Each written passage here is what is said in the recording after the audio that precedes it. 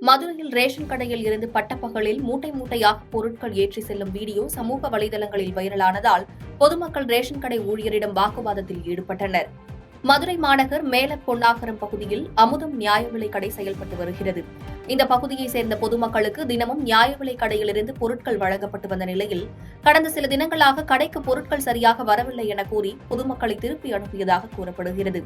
இந்த நிலையில் கடையின் ஊழியர் பட்டப்பகலில் மினி ஆட்டோவில் அரிசி மூட்டைகளை ஏற்றி செல்லும் வீடியோ சமூக வலைதளங்களில் வைரலானது. இதனை கண்ட அப்பகுதி பொதுமக்கள் கடை ஊழியரிடம் வாக்குவாதத்தில் ஈடுபட்டனர்.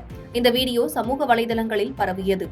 வீடியோ சர்ச்சையாகிய நிலையில் அதிகாரிகள் கடைக்கு நேரில் சென்று ஆய்வு மேற்கொண்டனர். அதிகாரிகள் நடத்திய முதற்கட்ட விசாரணையில் அந்த பகுதியைச் சேர்ந்த அரசியல் பெண் பிரமுகர் தனது ஆட்களை வைத்து கடையில் இருக்கும் பருப்பு மற்றும் பாமாயில் உள்ளிட்ட பொருட்களை மிரட்டி பெறுவதாகவும் அதற்கு அவர் மறுத்ததாகவும் தெரியவந்துள்ளது. பாதகம் செய்பவரை கண்டால் நாம் பயங்கொள்ளலாகாது பாப்பா, மோதி மிதித்து விடு பாப்பா, அவர் முகத்தில் உமிழ்ந்து விடு பாப்பா.